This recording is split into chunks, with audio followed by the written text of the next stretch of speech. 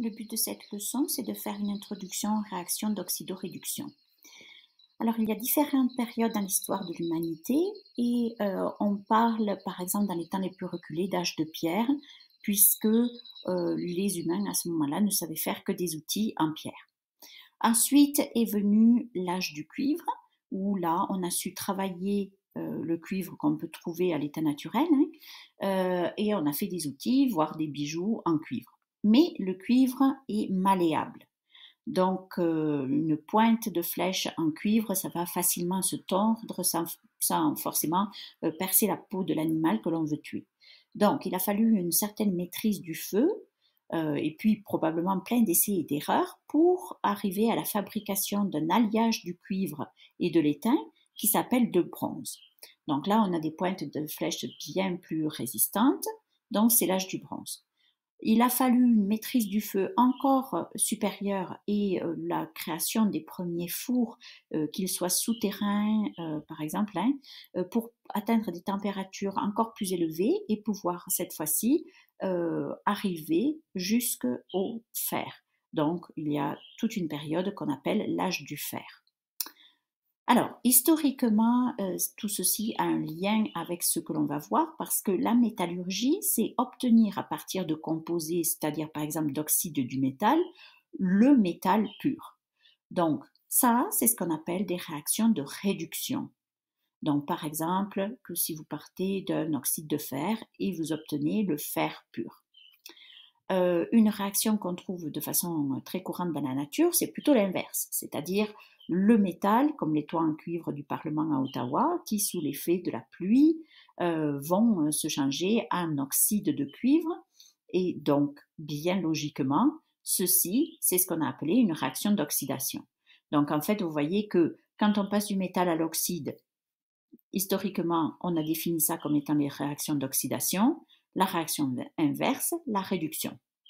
Alors maintenant, nous allons voir deux petites vidéos des démonstrations de réactions que j'aurais faites en classe, mais qu'on peut trouver sur l'Internet. Donc, on va mettre de l'aluminium dans du sulfate de cuivre.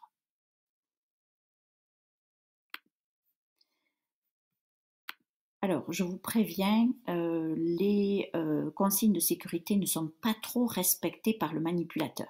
Donc ici, vous avez une solution du sulfate de cuivre dans laquelle il va mettre, il touche avec son doigt ce qu'il ne devrait pas. Donc dans cette solution du sulfate de cuivre, il met des petits bouts d'aluminium. Alors on laisse la réaction se passer pendant quelques temps. Et ensuite, il va défaire le petit papier d'aluminium. Et ce que l'on observe, peut-être il va le mettre à un moment donné derrière la lumière. Donc voilà, c'est ça. Il y a des trous qui se sont faits dans l'aluminium. Donc, une partie de l'aluminium est passée en solution. Et si on laisse la réaction se poursuivre, on voit qu'il y a un changement de couleur dans la solution de cuivre et surtout une poussière métallique de couleur orange, donc au fond du bécher, que l'on peut identifier ensuite par du cuivre. Donc, ceci signifie que si on veut revenir à notre réaction, donc on était parti du sulfate de cuivre avec de l'aluminium, on obtient les particules rouges qui se sont déposées, qui sont du cuivre, et puis on peut mettre en évidence que l'on obtient du sulfate d'aluminium. Donc, regardez ici, les ions sulfate n'ont joué aucun rôle dans la réaction. C'est ce qu'on va appeler des ions spectateurs.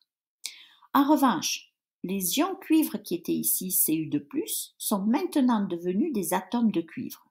Donc, il est bien certain qu'il y a eu un gain d'électrons de la part des ions cuivre. Les atomes d'aluminium, quant à eux, sont devenus au contraire des ions aluminium. Donc, les atomes d'aluminium, eux, ont perdu des électrons.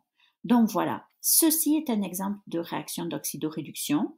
Une espèce a perdu des électrons que l'autre espèce a gagné.